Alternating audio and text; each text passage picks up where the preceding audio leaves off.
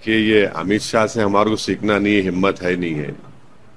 हिम्मत भारत के 133 करोड़ जनता में थी और रहेगी।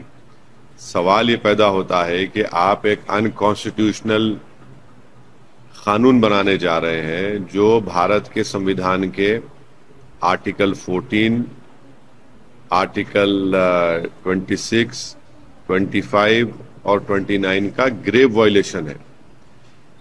आप जो प्रोटेस्ट जो चल रहा है, देखिए बीजेपी के पास लोकसभा में मेजॉरिटी नहीं है। ये अनकॉन्स्टिट्यूशनल जो बिल बीजेपी ला रही है, जिससे वो हमला कर रहे हैं मुसलमानों के मस्जिदों पर, दरगाहों पर, खानखाहों पर, ग्रेवयार्ड पर और इवैक्यू वक्फ प्रॉपर्टीज के ऊपर, और लिमिटेशन एक्ट निकालकर, लिमिटेशन एक्ट अप्लाई करके, और दूसरा जो कलेक्टर या सुपीरियर ऑफिसर का प्रोविजन लगाए, ये सब इस बात को बताते हैं कि उनका मकसद वक्फ प्रॉपर्टीज को बचाना नहीं है, वक्फ प्रॉपर्टीज से कब्जेदारों को निकालना नहीं है, वक्फ प्रॉपर्टीज के रेवेन्यूज बढ़ाना नहीं है, ना वक्फ का कुछ फायदा करना है। सिर्फ और सिर्फ अपनी आरएसएस हिंदुत्व की आइडियोलॉजी के तहत इस बिल को कानून की शक्ल में देना चाह रहे हैं। लोकसभा में मेजॉरिटी नहीं है। जब तक चंद्रबाबू नायडू, नीतीश कुमार, चिराग पासवान और जयंत चौधरी का सपोर्ट नहीं रहेगा, ये बिल तो पास ही नहीं होगा। अब अगर इस तरह का अनकॉन्स्टिट्यूशनल बिल, जिसको सरे से कश्मीर से लेके भारत के हर रियासत में, हर प्रदेश में मुसलमानों ने इस बिल का इसको रिजेक्ट किया है, अगर ये कल कानून बनेगा तो कभी भी भारत का मुसलमान चंद्रबाबू नायडू को, नीतीश कुमार को, चिराग पासवान को, जयंत चौधरी को माफ नहीं करेगा। क्योंकि वो अगर सपोर्ट कर रहे हैं बीजेपी को, इस तरह से सपोर्ट, आप अपनी आंख और दिमाग के ऊपर पर्दा डालकर सपोर्ट नहीं कर सकते, जिससे मुसलमानों के मस्जिदों को, दरगाहों को, खानखाहों को छीन लिया जाएगा।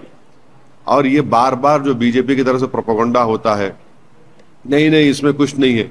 आप एक बात बताइए, हिंदू एंडोमेंट बोर्ड में, गुरुद्वारा प्रबंधक कमेटी में, क्रिश्चियन चैरिटेबल ऑर्गेनाइजेशंस में अगर कोई एंक्रोचर 12 साल से एंक्रोच करा तो क्या ओनर बन जाता? वो नहीं बनता ना ओनर। वो आप ये बिल में ला रहे हैं कि अगर कोई वक्फ की प्रॉपर्टी पर 12 साल से काबिज है तो उसको एंक्रोचर बनाएंगे, लिमिटेशन एक्ट निकाल रहे हैं आप। हरियाणा, पंजाब में और भारत के कोने कोने में इवैक्यू वक्फ प्रॉपर्टीज है, उसका आप सेक्शन निकाल दिए हैं, ओमिटी कर रहे हैं, तो आप क्या करेंगे? आप कब्जा कर लेंगे वो इवैक्यू वक्फ प्रॉपर्टीज को। तीसरा, जितने भारत में हिंदू धर्म के बोर्ड हैं, क्रिश्चियन धर्म के बोर्ड हैं, सिख गुरुद्वारा के बोर्ड हैं और मुसलमानों का वक्फ बोर्ड मुस्लिम धर्म का है, ये उसी धर्म के लोग उसके मेंबर बनते हैं। अब बीजेपी ये बोल रही है कि मुसलमानों के इस वक्फ बोर्ड में नॉन मुस्लिम को मेंबर बनाएंगे। क्यों बनाएंगे भाई आप नॉन मुस्लिम को? कि आर्टिकल 26 का वायलेशन नहीं है क्या? आप बिहार के नीतीश कुमार, बिहार में एंडोमेंट बोर्ड है, वो तो ये कहता है कि सिर्फ हिंदू ही मेंबर बन सकता, सिख नहीं बन सकता, ना बौद्ध बन सकता है। तो क्या किरण रिजिजू बुद्धिस्ट है, क्या वो मेंबर बन सकते बिहार के एंडोमेंट बोर्ड में? नहीं बन सकते। किरण रिजिजू का मेंबर बन सकते बोध गया में, क्योंकि वहां पे बुद्धिस्ट और हिंदू लिखा हुआ है। तो ये अच्छा, फिर आप काशी विश्वनाथ में बनाइए, किरण रिजिजू को बनाएंगे आप?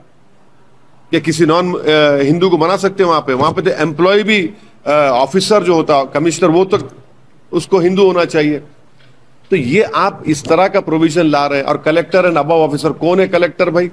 कलेक्टर को अपॉइंट करता है एग्जीक्यूटिव, और एग्जीक्यूटिव का अपॉइंटी कलेक्टर या सीनियर ऑफिसर होगा। आप इस बिल में सेक्शन 3C में बोल रहे कि अगर कोई प्रॉपर्टी पे डिस्प्यूट होगा गवर्नमेंट का तो कलेक्टर डिसाइड करेगा या सीनियर ऑफिसर। भाई प्रिंसिपल्स ऑफ नेचुरल जस्टिस ये कहते हैं कि आप अपने ही केस में जज नहीं हो सकते हैं। आप कैसे जज बना रहे हो उसको? और फिर इतना पावर आप दे रहे हैं कलेक्टर या सुपीरियर ऑफिसर को कि अगर कोई जाकर कंप्लेन कर दे कि वक्फ प्रॉपर्टी नहीं है तो कलेक्टर इंक्वायरी ऑर्डर कर देंगे। जब इंक्वायरी ऑर्डर करेंगे तो प्रॉपर्टी वक्फ की नहीं रहेगी। मजाक है क्या? इंक्वायरी पे प्रॉपर्टी वक्फ नहीं रहेगी और कलेक्टर क्या करेगा? इंक्वायरी ऑर्डर कर देगा और मुकम्मल नहीं करेगा उसको, तो मैं तो वक्फ प्रॉपर्टी से महरूम हो गया। और ये जो पूरे देश में जो बीजेपी आरएसएस जो एक झूठा प्रचार कर रही है कि हर जगह डिक्लेयर कर सकते, नहीं कर सकते। मेरी प्रॉपर्टी को ही मैं वक्फ कर सकता हूं, और उसका गजट नोटिफिकेशन कौन इशू करता है? उस स्टेट का चीफ सेक्रेटरी इशू करता है। गजट नोटिफिकेशन जो होता है गवर्नमेंट का होता है, तो गजट नोटिफिकेशन तो गवर्नमेंट इशू करती है।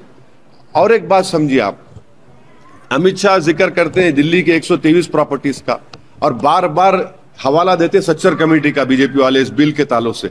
उसी सच्चर कमेटी में कहा गया कि दिल्ली के 123 प्रॉपर्टीज, सच्चर कमेटी ने कहा ये वक्फ की प्रॉपर्टीज है, और 2007 में सच्चर कमेटी ने कहा कि उसकी मार्केट वैल्यू 3000 करोड़ है। आज हम 2025 में आ गए, आप अंदाजा लगा लिए कम से कम 10,000 करोड़ की प्रॉपर्टी है। तो कैसे? अच्छा, दिल्ली वक्फ बोर्ड में उसका गजट है, सब है कि वक्फ प्रॉपर्टी है। दिल्ली की सरकार बोलती है नहीं ये वक्फ प्रॉपर्टी नहीं है। तो आप क्या कर रहे हैं? उन प्रॉपर्टीज को छीनना चाह रहे हैं। कलेक्टर या सुपीरियर ऑफिसर बैठेगा, कौन सा कलेक्टर कौन सा सुपीरियर ऑफिसर गवर्नमेंट के खिलाफ जाएगा, और वो भी बीजेपी की गवर्नमेंट।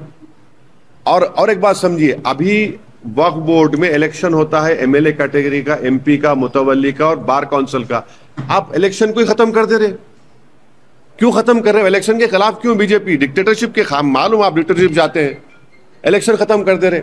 अच्छा, अगर कोई वक्फ बोर्ड का चेयरमैन मेंबर्स नॉमिनेट होंगे, गवर्नमेंट नॉमिनेट करेगी, किसको नॉमिनेट करेगी? अपने तमाम जोकरों को।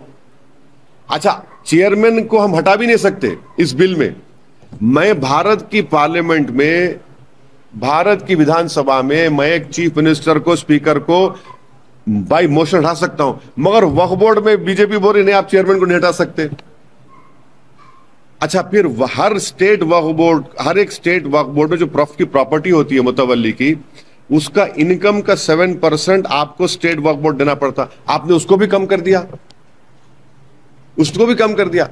आप ये बताइए कि एंक्रोचमेंट्स निकालने, बोलते वक्फ प्रॉपर्टी में कब्जा हो रहा है। अच्छा, कब्जा हो रहा है मानते चलिए, तो जब मुख्तार अब्बास नकवी मंत्री थे, उन्होंने लोकसभा में एक बिल को इंट्रोड्यूस किया था एंक्रोचमेंट्स को हटाने के लिए वक्फ बोर्ड। बीजेपी ने उस बिल को विड्रॉ क्यों कर लिया? विड्रॉ क्यों कर लिया आपने? अच्छा, आखिरी बात, फिर ये बोलते कि नहीं नहीं, अमित शाह बोल रहे कि इस वक्फ ट्राइब्यूनल के खिलाफ कोर्ट को नहीं जा सकते। कितना झूठ बोलते हैं अमित शाह, देश के गृह मंत्री रहकर इतना झूठ बोलते हैं। ट्राइब्यूनल है वक्फ ट्राइब्यूनल, भारत के संविधान के सेक्शन थे ट्राइब्यूनल बना। वक्फ का ट्राइब्यूनल है, इनकम टैक्स का ट्राइब्यूनल है, रेलवे क्लेमेंट्स ट्राइब्यूनल है, एनजीटी का ट्राइब्यूनल, ऐसे 14-15 ट्राइब्यूनल देश में काम कर रहे हैं। उसके और हिंदू एंडोमेंट बोर्ड के ट्राइब्यूनल्स हैं, उसके जजमेंट के खिलाफ आप रिव्यू पिटीशन डाल सकते हैं हाईकोर्ट में। अमित शाह झूठ बोल रहे, जा नहीं सकते, रिव्यू पिटीशन डालिए ना। क्या एनजीटी के जजमेंट के खिलाफ नहीं डाल सकते आप? क्या इनकम टैक्स ट्राइब्यूनल के खिलाफ नहीं डाल सकते आप? देश को गुमराह कर रहे हैं, झूठ बोल रहे हैं अमित शाह। और अभी इस बिल में प्रपोज क्या कर रहे हैं कि वक्फ ट्राइब्यूनल में अभी आज की तारीख में डिस्ट्रिक्ट सीनियर जज को chief justice of the high court appoint करता है, तो वो चीफ जस्टिस के एडमिनिस्ट्रेटिव कंट्रोल में रहता है। बिल में अमित शाह क्या कर रहे हैं, मोदी क्या कर रहे हैं कि नहीं हम लोग रिटायर्ड जज को लाएंगे। अबे रिटायर्ड जज किसके कंट्रोल में होगा? फिर एक डिस्ट्रिक्ट जज जो सिटिंग है उसको क्यों निकालना चाह रहे हैं आप? आप किसी भी एतबार से वक्फ को बचाने के लिए नहीं, वक्फ को लूटने के लिए ये बीजेपी एनडीए की सरकार ये लुटेरों का काम कर रही है।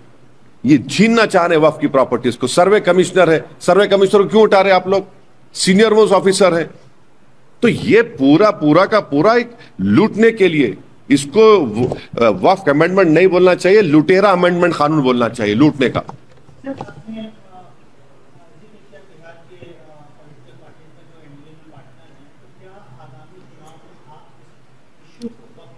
देखिए नहीं, देखिए ये चुनाव का इशू नहीं है, ये भारत के संविधान की सॉवरेनिटी का, सेपरेशन ऑफ पावर्स का इशू है, फंडामेंटल राइट्स का इशू है।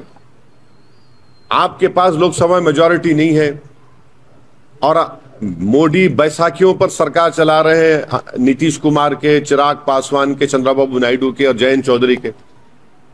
ये लोग कैसा अपना मुंह लेकर जाएंगे बिहार में, आंध्र प्रदेश में और उत्तर प्रदेश में? आप एक गलत अनकॉन्स्टिट्यूशनल कानून बनाने जा रहे हैं जो मस्जिदों को छीन लेगा, दरगाहों को छीन लेगा, खानखाहों को छीन लेगा। इवैक्यू वक्फ प्रॉपर्टीज का सेक्शन उड़ा दिया आप। पंजाब, हरियाणा, कई जगह पर उससे रेवेन्यू आता है, तो कहां जाएंगे इवैक्यू वक्फ प्रॉपर्टी? बताइए आप। कोई एक प्रोविजन तो बताइए। आप कोई प्रोविजन बता रहे हैं नहीं, हम वक्फ, अच्छा ये पूरा झूठ बोलते हैं नहीं, जहां पर किसी को डिक्लेयर कर सकते। भाई साहब, जितनी प्रॉपर्टी है वक्फ की, वो हमारे बुजुर्गों के गाढ़े खून की कमाई है, और स्टेट गवर्नमेंट उसका गजीट इशू करती है। और आप बोल रहे कि ये कर दिए, वो कर दिए। हाँ, एग्जाम्पल्स होंगे कहीं ना कहीं, उसके लिए ट्राइब्यूनल है, उसके लिए कोर्ट है, डिसाइड करेगा। मगर आप पूरा का पूरा वक्फ बोर्ड को खत्म करना चाह रहे हैं, आप खत्म ही कर देना चाह रहे हैं। और जो प्रोविजंस हिंदू एंडोमेंट बोर्ड में, सिख गुरुद्वारा प्रबंधक कमेटी में है, वो वहां पर अच्छे हैं, तो यहां पर बुरे कैसे हो जा रहे हैं? तो वहां पर भी करिए ना आप, चलिए करिए, वहां पर भी चेंज करिए फिर आप।